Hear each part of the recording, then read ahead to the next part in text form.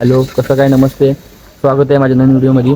तर आता आम्ही सगळे चालू पालीला आज श्री गणेश जयंती आहे. त्यानिमित्त आम्ही पालीला चाललो आणि आमची गाडी तयार झाली. दाखवतो मला गाडी. उलट्या करतो मला जात नाही तू जा. अरे घे चेंज मारायचं आहे 300चा.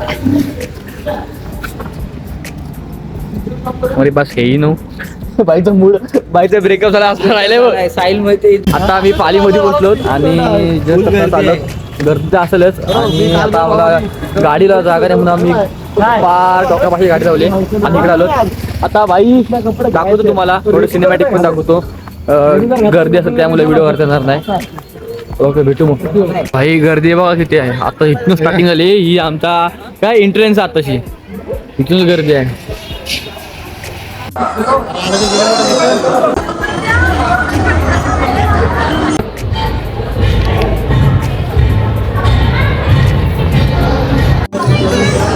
पडा पायानंतर मी पडतो.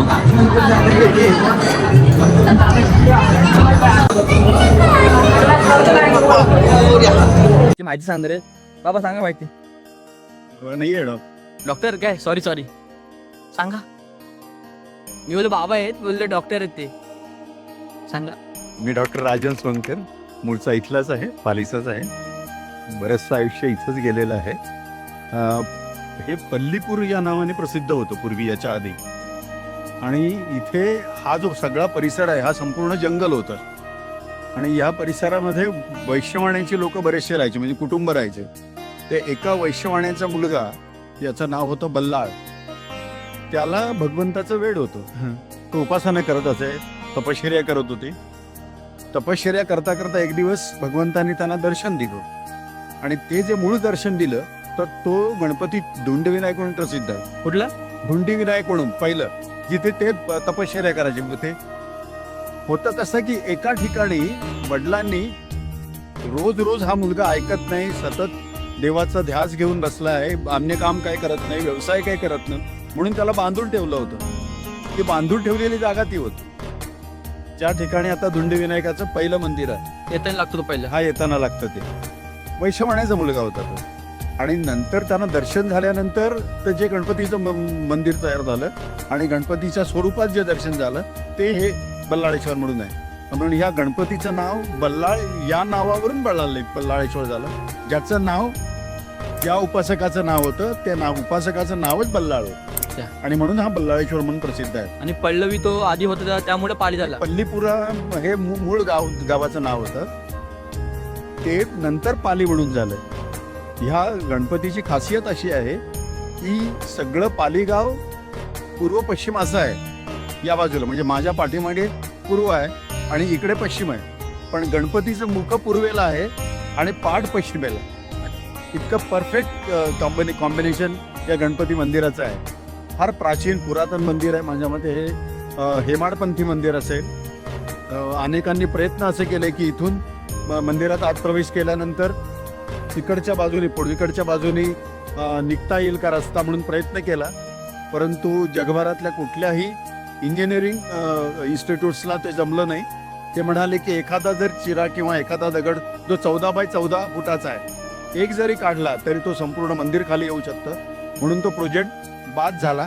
म्हणून आता तुम्ही जसे प्रवेश करता तसेच तुम्ही बाहेर येत. हा, अच्छा. ते मूळ मंदिर आहे. हा जो सभागृह आहे ते इथे आयुर्वेदाचे व्यवसायी होते. त्यांचं नाव आडनाव होतं रिंगे. ते आता चांदोरकर नावाने ते कुटुंब आहे, अजूनही पालीत आहे. त्यांचे कुटुंबीय आहेत, त्यांचे मुलं आहेत, त्यांचे पुढचे नातवंड वगैरे आहेत. ते कुटुंब इथं आहेत. त्या रिंगेंनी हा संपूर्ण सभागृह त्यावेळी बांधलेला आहे. काहीतरी त्यावेळी 80,000 रुपये वगैरे काहीतरी लागले होते, असं एक माझ्या माहितीत आहे. हे मंदिर, याच्या 2 उत्सव होतात. एक भाद्रपदातला उत्सव होतो या मंदिराचा, आणि आत्ता माही उत्सव होतो. आणि त्या मंदिराचा ज्येष्ठाचा उत्सव होतो. ज्येष्ठ विनायकीचा उत्सव असतो. इथे हा माही विनायकीचा उत्सव असतो. अनेक भाविक येत असतात, अनेक कार्यक्रम इथे होत असतात. अनेक कीर्तनकार इथे येऊन गेलेले आहेत. त्यांना इथे कीर्तन केल्यानंतर चांगल्या प्रकारचं यश मिळालेलं आहे. आणि हा नवसाला पावतो. इच्छा जर तुम्ही व्यक्त केलीत, तुमची भाव असेल, भावना असेल, श्रद्धा असेल, भक्ती असेल थोडीशी तरी सुद्धा हा बल्लाळेश्वर भरपूर देऊन जातो. वरदान आहे. अनेकांना तशा प्रकारची प्रचिती आलेली आहे.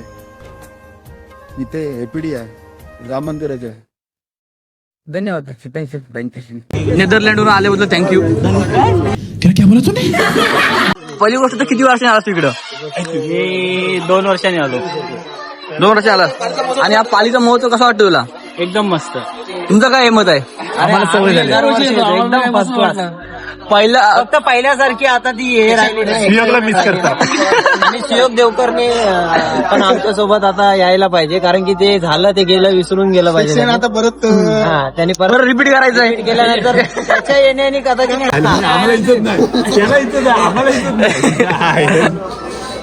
नर्मदाला काय एक कानफाडात मारलं 4ला गोल फिरसून मारा टाइमच भेटला ना.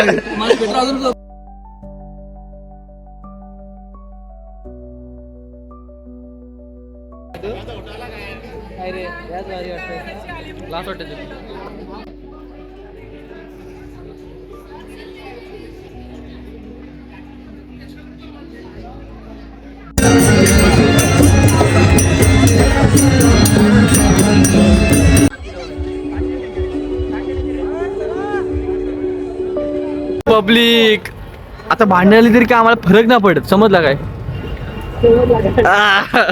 कोण पण होते नडू द्या आवार द्या. आता भांडण आता भांडण झाली तेव्हा फरक नाही पडत.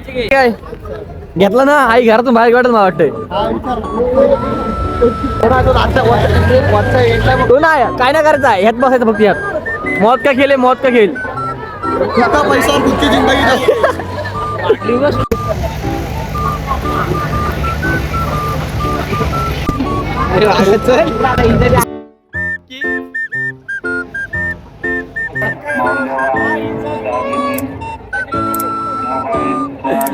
मला घेऊन द्या. खाऊन खाऊन फुकशील. आरामाचा खाना तो.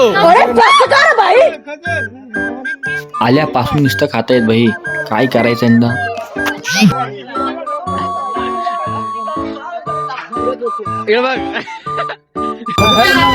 खाना खा लिया. हॅलो बाबा मात हे टिकले काय आरामात खाते जमले.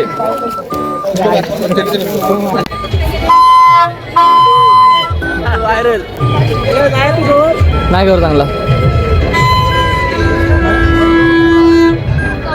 सगळे रे केक यायला माणूस आहेस तू. भाऊजी इकडे येतं चालू. नमस्कार. क्रिकेटची आहे लाडले.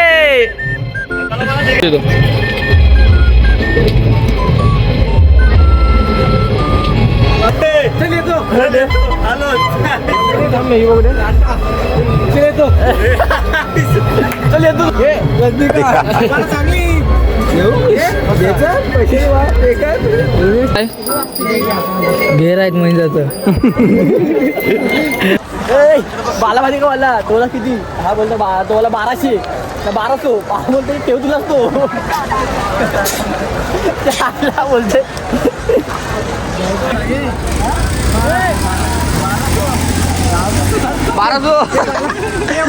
पालीचं दर्शन घेऊन झालंय आणि आता यात्रा वगैरे फिरलो. आता खूप जमलोय आणि गर्दी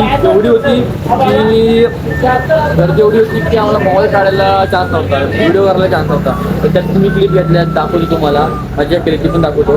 आणि आता खूप जमलोय. आता चला भेटू परत पुढच्या कोणी.